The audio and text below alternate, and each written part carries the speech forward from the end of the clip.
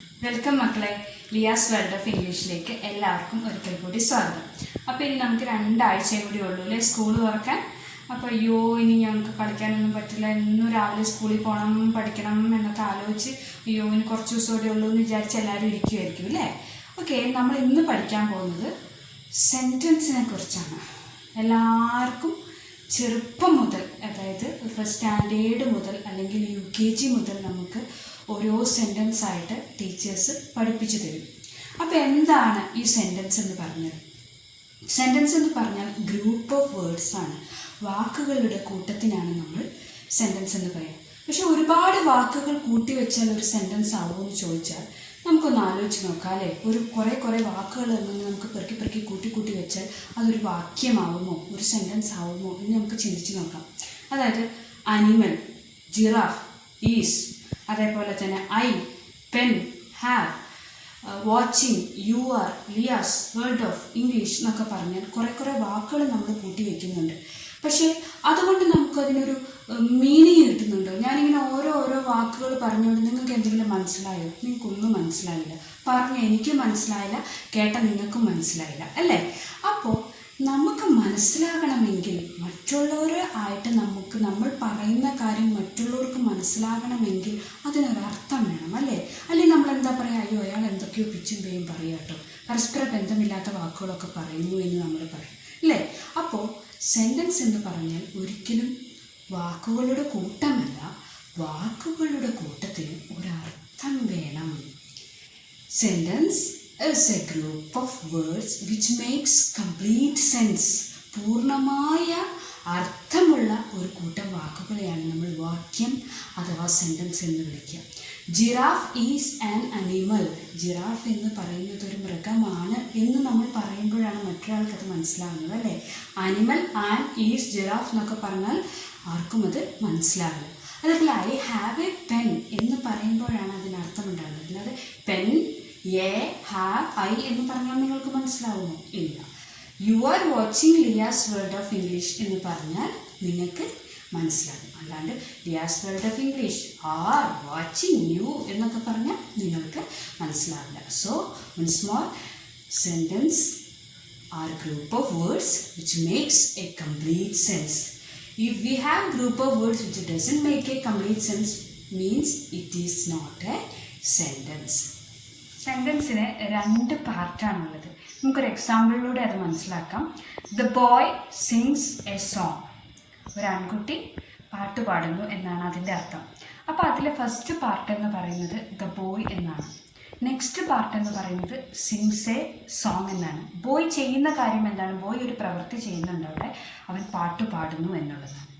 ആരാണ് അവിടെ പ്രവൃത്തി ചെയ്യുന്നത്? ബോയാണ്. അപ്പോൾ ആ പ്രവൃത്തി ചെയ്യുന്ന ആളെ, ഫസ്റ്റ് പാർട്ടിനെ നമ്മൾ സബ്ജക്റ്റ് എന്ന് വിളിക്കുന്നു. ആക്ഷനെ, എന്ത് പ്രവൃത്തിയാണോ ആ ബോയ് ചെയ്യുന്നത് ആ ആക്ഷനെ കംപ്ലീറ്റ് ആയിട്ട് നമ്മൾ എന്ത് വിളിക്കുന്നു? പ്രെഡിക്കേറ്റ് എന്ന് വിളിക്കുന്നു. അപ്പോൾ സെൻറ്റൻസിന് 2 പാർട്ടാണുള്ളത്, subject and predicate. The first part of the sentence which a subject does, അതായത് നൗൺ ഡസ്, എന്താണോ ഒരു വ്യക്തി അല്ലെങ്കിൽ ഒരു തിങ്, ഒരു പ്ലേസ് എന്തൊരു ആക്ഷനാണോ ചെയ്യുന്നത് ആ ആക്ഷൻ ചെയ്യുന്ന ആളെ നമ്മളെന്ത് വിളിക്കും? സബ്ജക്റ്റ് എന്ന് വിളിക്കും. ആ ആക്ഷനെ നമ്മളെന്ത് വിളിക്കും? പ്രെഡിക്കേറ്റ് എന്ന് വിളിക്കും. Who are V talking about in this sentence? നമ്മൾ ആരെയാണ് ഇവിടെ സെൻറ്റൻസിൽ പറയുന്നത്? ബോയിനെയാണ്. എന്താണ് ആ ബോയ് ചെയ്യുന്നത്? ബോയ് ചെയ്യുന്നത് പാട്ട് പാടുന്നു എന്നുള്ളതാണ്. അപ്പോൾ റെസ്റ്റ് ഓഫ് ദ സെൻറ്റൻസ് എന്താണ്? ആക്ഷനാണ് അവിടെ നടക്കുന്നത്. അതുകൊണ്ട് തന്നെ അതിനെ പ്രെഡിക്കേറ്റ് എന്ന് വിളിക്കും. ഒരു എക്സാമ്പിൾ നിങ്ങൾക്ക് സ്വന്തമായി കണ്ടുപിടിക്കാൻ തരാം. Meera went to meet her friend. ഇതിൽ സബ്ജക്റ്റും പ്രെഡിക്കേറ്റും എന്താണെന്ന് നിങ്ങളൊന്ന് കണ്ടുപിടിക്കും.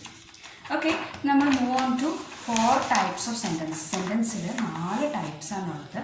ഫസ്റ്റ് ടൈപ്പ് എന്ന് പറയുന്നത് അതിലെ സ്റ്റേറ്റ്മെൻറ്റ്സ്, അതായത് നമ്മൾ എന്തെങ്കിലും ഒരു പീസ് ഓഫ് ഇൻഫർമേഷൻ മറ്റുള്ളവർക്ക് കൺവേ ചെയ്യും, മറ്റുള്ളവരോട് പറയുന്ന ഒരു പീസ് ഓഫ് ഇൻഫർമേഷനോ ഒരു സ്റ്റേറ്റ്മെൻറ്റോ ഒരു വസ്തുതയോ ഒരു വാസ്തവമായ കാര്യങ്ങളോ അല്ലെങ്കിൽ ഫാക്റ്റ് ആയിട്ടുള്ള വളരെ ലൈഫിൽ ലോകത്ത് വളരെ നിലനിൽക്കുന്നതും വാസ്തവവുമായിട്ടുള്ള കാര്യങ്ങൾ പറയുന്ന സെൻറ്റൻസാണ് first type. For example, my puppy is white. എൻ്റെ പപ്പി വൈറ്റ് കളറാണ്. അതൊരു ഫാക്റ്റാണ്. അതായത് ഒരു കള്ളമല്ല, അതൊരു സത്യമായിട്ടുള്ള കാര്യമാണ്. Ramu is 2 years old. രാമുവിന് 2 വയസ്സാണ്. അതും വളരെ ഫാക്റ്റായിട്ടുള്ളൊരു കാര്യമാണ്. പിന്നെ എൻ്റെ ഒരു ഒപ്പീനിയനോ എന്തെങ്കിലും എക്സ്പ്രസ് ചെയ്യണമെങ്കിൽ എനിക്ക് പറയാം, ഐ ലൈക്ക് ദാറ്റ് റോസ്, എനിക്ക് ആ റോസ് ഇഷ്ടമാണ്. അങ്ങനെയുള്ള സെൻറ്റൻസിനെ നമ്മൾ പറയുന്ന പേരാണ് declarative sentence or assertive sentence. Declarative or assertive, നമ്മൾ എന്തെങ്കിലും ഒരു കാര്യം ഡിക്ലെയർ ചെയ്യുക, അല്ലെങ്കിൽ ഒരു പീസ് ഓഫ് ഇൻഫർമേഷൻ മറ്റുള്ളവർക്ക് കൺവേ ചെയ്യാം. ഇനി നമ്മൾ പലരോടും പല ചോദ്യങ്ങളും ചോദിക്കാറുണ്ട് അല്ലേ? നമ്മളെപ്പോഴും ഇൻട്രോഗേറ്റ് ചെയ്തുകൊണ്ടിരിക്കും ഓരോരുത്തർ. ഇന്നത്തെ ഡേറ്റ് എന്താ, നിങ്ങൾ ആരാ, നിങ്ങളുടെ പേരെന്താ, നിങ്ങൾ ഈ സിനിമ എൻജോയ് ചെയ്തോ, what is the date today, who are you, what is your name, did you enjoy the cinema. ഇങ്ങനെ ഓരോരുത്തരും നമ്മൾ ചോദ്യങ്ങൾ ചോദിച്ച് ഇൻട്രോഗേറ്റ് ചെയ്തുകൊണ്ടിരിക്കും.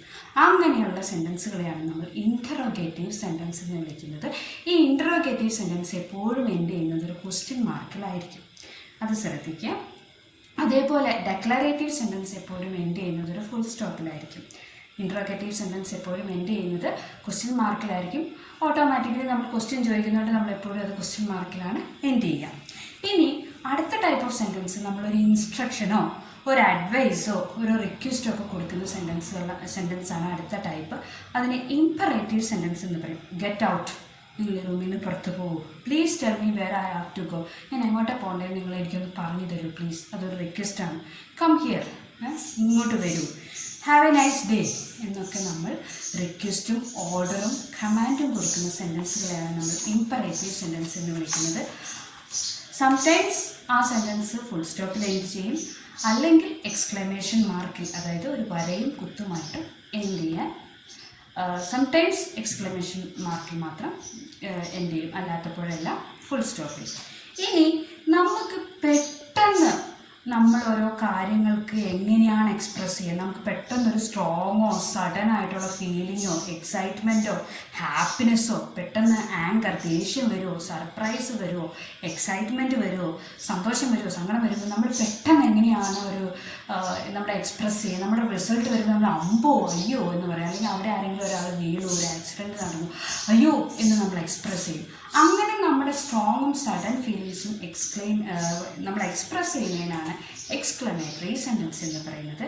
ആ എക്സ്ക്ലമേറ്ററി സെൻറ്റൻസ് എപ്പോഴും ഒരു എക്സ്ക്ലമേഷൻ മാർക്കിലാണ് എപ്പോഴും അവസാനിക്കുന്നത്, ഒരു വരയും കുത്തും. അതായത് happy birthday, alas what happened there, അയ്യോ എന്താ അവിടെ പറ്റിയേ, വാട്ട് എ ബ്യൂട്ടി, ഓ എന്തൊരു ഭംഗിയാണ് ഇത് കാണാൻ എന്നൊക്കെ പറയുന്നതാണ് എക്സ്ക്ലമേറ്ററി സെൻറ്റൻസ്. അപ്പോൾ നമ്മൾ നോക്കിയത് സെൻറ്റൻസാണ്, എങ്ങനെയാണ് ഒരു സെൻറ്റൻസ് രൂപപ്പെടുന്നത്. ഒരിക്കലും ഒരു കൂട്ടം വാക്കല്ല, ഒരു കൂട്ടം വാക്കിന് അർത്ഥം, പൂർണ്ണമായ അർത്ഥം നൽകുന്ന ഇതിനെയാണ് നമ്മൾ വാക്യം എന്ന് പറയുന്നത്. സെൻറ്റൻസിന് 2 പാർട്ടുണ്ട്, സബ്ജക്റ്റ് ആൻഡ് പ്രെഡിക്കേറ്റ്. 4 ടൈപ്സ് ഉണ്ട്, ഡെക്ലറേറ്റീവ് or assertive, interrogative, imperative, exclamatory. Thank you for watching.